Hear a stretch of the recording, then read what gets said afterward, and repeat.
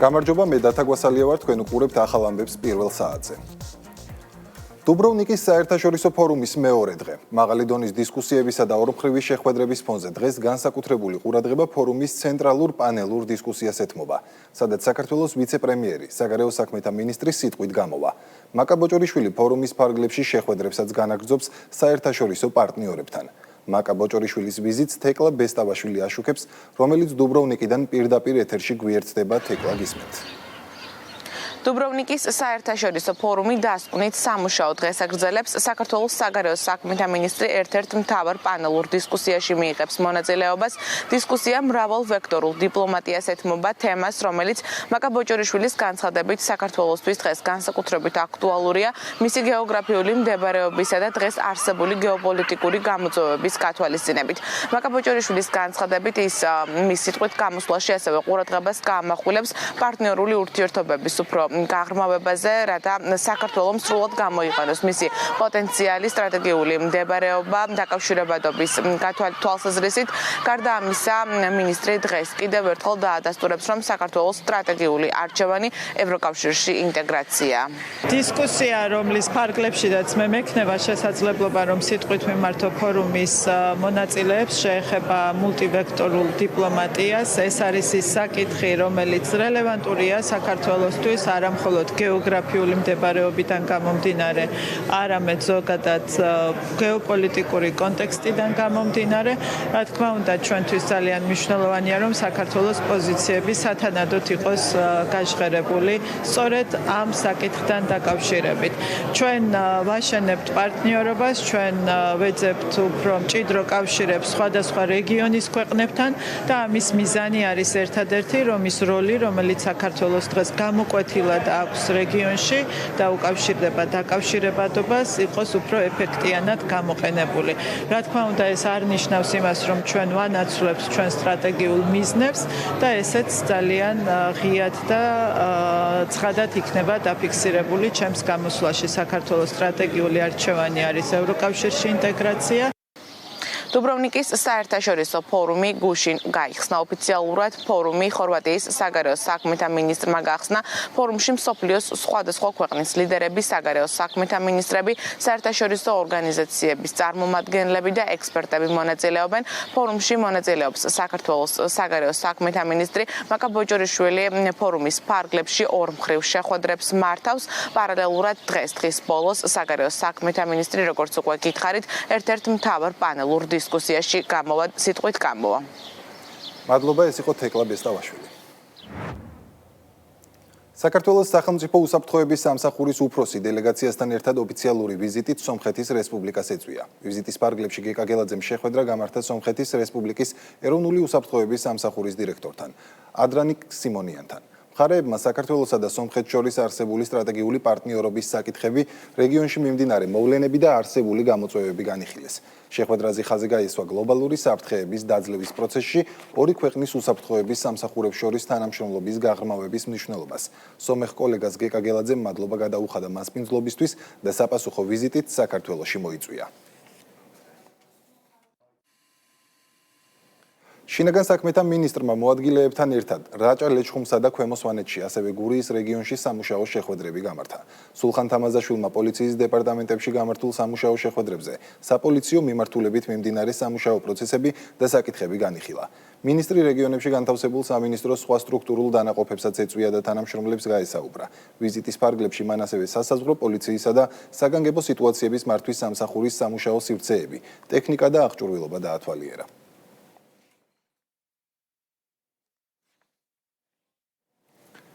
შინაგან საქმეთა სამინისტროს ცენტრალური კრიმინალური პოლიციის დეპარტამენტის თანამშრომლებმა განსაკუთრებით დიდი ოდენობით ნარკოტიკული საშუალებების უკანონო შეძენა შენახვის. საქართველოში შემოტანისა და რეალიზაციის ხელშეწყობის ბრალდებით 8 პირი დააკავა.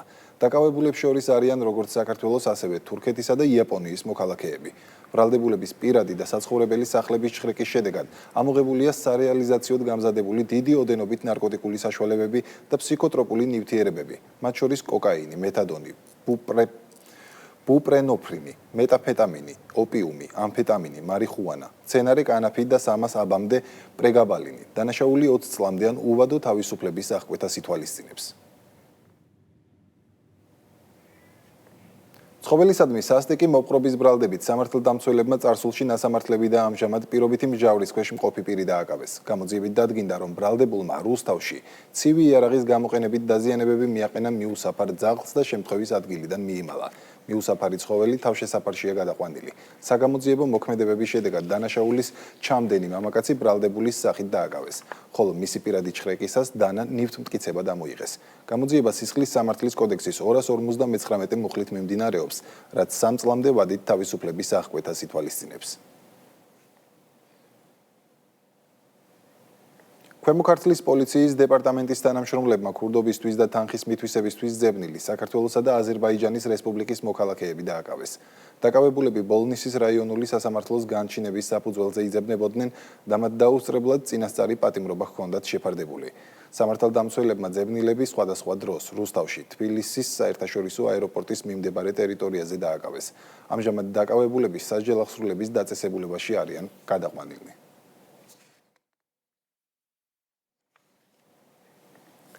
შინაგან საქმეთა სამინისტროს საპატრულო პოლიციის დეპარტამენტის თანამშრომლებმა საქართველოს სახელმწიფო საზღვრის უკანონოდ გადაკვეთის მცდელობის ბრალდებით სხვადასხვა დროს ქუვეითის 2 და ირანის 1 მოქალაქე დააკავეს.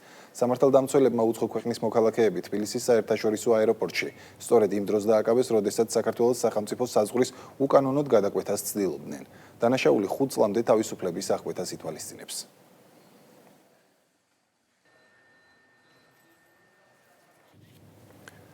სრულიად საქართველოს კათოლიკოს პატრიარქი შიო მესამე ინგუშეთში დატრიალებულ ტრაგედიასთან დაკავშირებით სამძიმრის წერილს აქვეყნებს. პატრიარქი ხასან და მადინა დერბიჩევებს, მათი ოჯახის წევრებსა და ახლობლებს 8 წლის ბიჭის ტრაგიკულად დაღუპვის გამო სამძიმარს უცხადებს. ცნობისთვის 8 წლის ინგუში ბიჭი, რომელმაც მეგობრის გადასარჩენად საკუთარი სიცოცხლე გაწირა, მშობლიურ სოფელში დაკრძალეს. მისი ცხედარი შემთხვევის ადგილიდან 10 კილომეტრის მოშორებით მაშველებმა იპოვეს.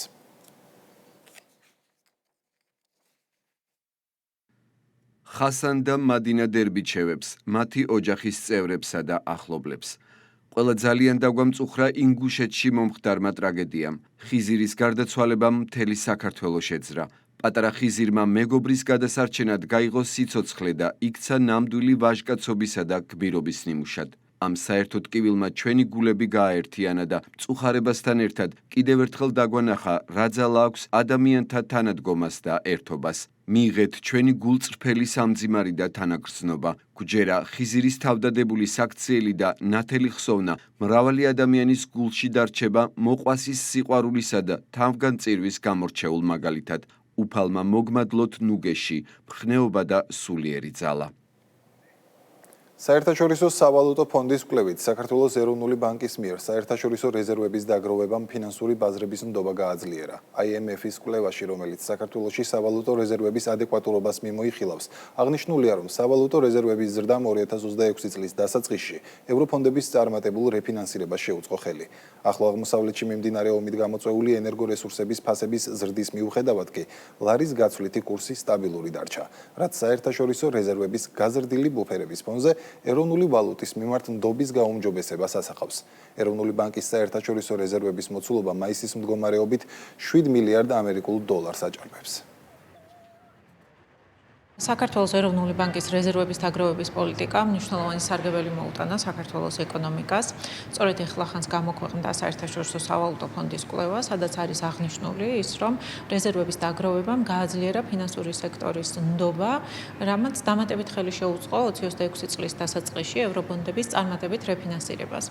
ასევე კვლევაში აღნიშნული არის ის, რომ რეზერვების დაგროვების ფონზე მნიშვნელოვნად არის გამტკიცებული ნდობა ეროვნული ვალუტის მიმართ, რასაც ადასტურებს ის ფაქტი, რომ მიუხედავად მწვავე გეოპოლიტიკური მდგომარეობისა, რაც მსოფლიო ეკონომიკისათვის მნიშვნელოვან გამოწვევას წარმოადგენს, საქართველოში გაცვლითი კურსი სტაბილურად ნარჩუნდება. კახეთის რეგიონში აგროთანადაფინანსების სახელმწიფო პროგრამის პრეზენტაცია გაიმართა. სახელმწიფო პროგრამა ადგილობრივი ხელისუფლებისა და თვითმმართველობის წარმომადგენლებს, ფერმერებსა და მეწარმეებს სოფლის განვითარების სააგენტომ წარუდგინა. პრეზენტაციის ფარგლებში მონაწილეებს დეტალური ინფორმაცია მიეწოდათ პროგრამის მიზნების, დაფინანსების პირობებისა და იმ მიმართულებების შესახებ, რომელთა მხარდაჭერაც 2026 წლის 1 ივლისიდან გახდება შესაძლებელი. სახელმწიფო თანადაფინანსება პროექტის ღირებულების 50%-მდეა განსაზღვრული. სასოფლო-სამეურნეო კოოპერატივებისთვის, მაღალმთიან დასახლებებსა და გამყოფი ხაზის მიმდებარე სოფლებში განხორციელებული პროექტებისთვის დამატებით 5%-იანი თანადაფინანსებაა გათვალისწინებული. პროგრამის მიზანი აგროსექტორში თანამედროვე ეფექტიანი და კლიმატურ პირობებთან ადაპტირებული ტექნოლოგიების დანერგვაა, რაც ხელს შეუწყობს წარმოების ზრდას და პროდუქციის ხარისხის გაუმჯობესებას. გეხსენებათ 1 ივლისიდან ძალაში შედის ახალი თანადაფინანსების სახელმწიფო პროგრამა. შესაბამისად დავიწყეთ აქტიური შეხვედრები სხვადასხვა რეგიონებში ადგილობრივი ხელისუფლების და ფერმერების ინფორმირების მიზნით. დაგეგმილია მთელი ქვეყნის მასშტაბით ეს შეხვედრები და ამ უახლოეს დღეებში მთელ საქართველოს მოვიწევთ. კახეთის რეგიონი აგრარული რეგიონია, აქედან გამომდინარე დღეს მნიშვნელოვანი იყო შეხვედრა, სადაც სააგენტოს ხელმძღვანელებმა მუნიციპალიტეტის მერებს და ფერმერებს გააცნეს მათი ხედვები თუ როგორ უნდა დაფინანსდეს სოფლის მეურნეობა სააგენტოს მხრიდან. შესაბამისად ეს შეუწყობს ხელს ჩვენს რეგიონში სოფლის მეურნეობის განვითარების ახალ ეტაპზე გადასვლას. გავიცანეთ ახლა შეძლებს დავაროთ ახლა ამ პროგრამას. გაცილებით წინ გადადგმული ნაბიჯია მე მისარგებლია ადრეს პროგრამებით და ეს უფრო რაღაც ისეთი სრულყოფილია, დახვეწილია, ჩამოყალიბებულია და რასაკვირველია ეს მეტად დაგვეხმარება და მეტად შეგვიწყობს ხელს. საპატრიარქო რეზიდენციაში დღეს საქართველოს ჭაბუკ ძიუდოისტთა ნაკრებისა და 20 წლამდე მორაგბეთა ეროვნული ნაკრების წევრებს სრულიად საქართველოს კათოლიკოს პატრიარქმა შიო მესამე მომასპინძლა. ახალგაზრდა ძიუდოისტები ევროპის ჩემპიონატისთვის 20 წლამდე მორაგბეთა ნაკრები კი მსოფლიო თასისთვის ემზადებიან. ტურნირი 27 ივნისიდან 18 ივლისის ჩათვლით საქართველოში გაიმართება. სრულიად საქართველოს კათოლიკოს პატრიარქმა სპორტსმენები დალოცა. წარმატებები უსურვა და საჩუქრად საიუბილეო ჯვრები გადასცა. შეხვედრას საპატრიარქოს საზოგადოებასთან ურთიერთობის სამსახურის ხელმძღვანელი, სხვა სასულიერო პირები და საქართველოს პარლამენტის წევრები ესწრებოდნენ. შიო მესამემ დალოცა ისენი სიტყვით მიმართა, გაამხნევა და უსურვა წარმატებები მოახლოებულ შეჯიბრში. ხაზი გაესვა იმას, რომ მნიშვნელოვანია რწმენა, მნიშვნელოვანია ლოცვა, ღმერთთან ურთიერთობა და სპორტსმენები დალოცა და სიმბოლური საჩუქრები გადასცა. ოფიციალურად გაიხსნება მსოფლიო თასი და დარწმუნებულები ვართ მისი ლოცვა კურთხევით წარმატებას მივახცევთ და ვიქნებით ღირსეულები ჩვენთან ერთად იყვნენ ახალგაზრდა ძიუდოისტები, რომლებიც ევროპის თასზე მიდიან, მათაც უსურვებთ წარმატებას და ერთმა დალოცოს ეს ახალგაზრდები და წარმატება უსურვოთ მათ. დაგულოცა უწმინდესმა და მისი ლოცვა კურთხევით ჩვენი გუნდი სრული შემადგენლობა, გოგონები და ბიჭები, რომლებიც ერთობლიობაში არის 20 ძიუდოისტი, მიემგზავრება ესპანეთში ევროპის ჩემპიონატზე. რა თქმა უნდა, ძალიან მნიშვნელოვანია ახალგაზრდა თაობისთვის ჩვენი პატრიარქის დალოცვა. შევხვდით პატრიარქს, დაგულოცა და ლოცვა კურთხევა მოგცა. ბედნიერესი დღე იყო ჩემთვის. მან მოგცა თავისი რჩევა და რიგება და ის დარწმუნებული ვარ თითოეული გუნდის წევრისთვის საკმაოდ დიდი თვითრწმენა არის და мотивация. სოფელ ქედლებში ახალი ტურისტული სივრცე მოეწყო, რომელიც ადგილობრივ მოსახლეობასა და ვიზიტორებს მოემსახურება. პროექტის ფარგლებში გაკეთდა და გადასახედი. მოეწყო საფეხმავლო ბილიკები, დამონტაჟი და გარე განათება, განთავსდა მოსასვენებელი სკამები და აშენდა ფანჩატური. ტურისტული ინფრასტრუქტურის განვითარებისა და ტურიზმის ხელშეწყობის მიზნით მიმდინარე წელს ახალი სივრცეები მოეწყობა სოფელ თაგოშიც. ინფრასტრუქტურული პროექტი დასრულებულია.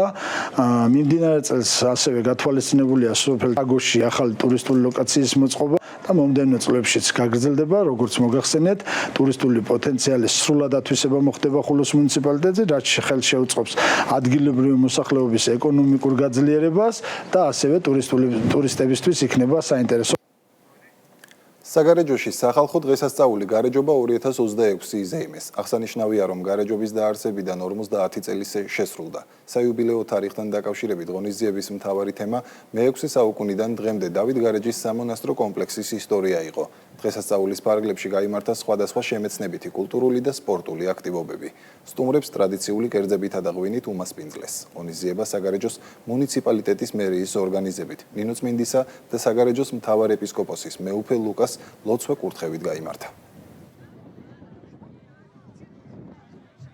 თვითონ ის რომ ეს ადგილი ყველასთვის ძვირფასია, ამაზე სიტყვას არ გავაგრძელებ. ის რომ ლამაზი არის, ნამდვილად ლამაზია, იმიტომ რომ ღვთის მადლი არის დავანებული აქ. რო კურთხეულია, ფაქტია, იმიტომ რომ ამდენი მონაზონი მოწესე არ მოვიდოდა ამ ადგილებში, რომ არ ყოფილიყო ღვთივკურთხეული. და რომ ჩვენი მცველია დღევანდელ დღეს და ამ აღნიშნების დღეს ჩანს, რომ ხალხმა რა გინდა იცოდეს მნიშვნელობა ამისი, მოდის რომ უხილავი მადლით აივსოს და უკან სახში დაბრუნდეს გულსავსე. ადგილი არის ჯილდო ამ ქვეყნისათვის და ამ ხალხისათვის. ღვთისგან მოცემული. გულოცავ გარეჯელებს და სრულიად საქართველოს დღევანდელ დღეს წლევანდელი გარეჯობა სიმბოლურია, იმიტომ რომ დაფუძნებიდან 50-მე გარეჯობა აღინიშნება წელს. ყოველი გარეჯობა არის უფრო და უფრო მასშტაბური, წლევანდელი გარეჯობას გამორჩეულია. ვართ ძალიან ბედნიერები, მოვდივართ ვიკრიბებით, არის ძალიან მშვიდი და ლამაზი გარემო. მინდა მოგილოცოთ ყველას, ჩემს გარეჯელებსაც და მთელ საქართველოსაც. ეს იყო ახალი ამბები პირველ საათზე, ერთმანეთს შევხვდებით 4-ზე დროებით.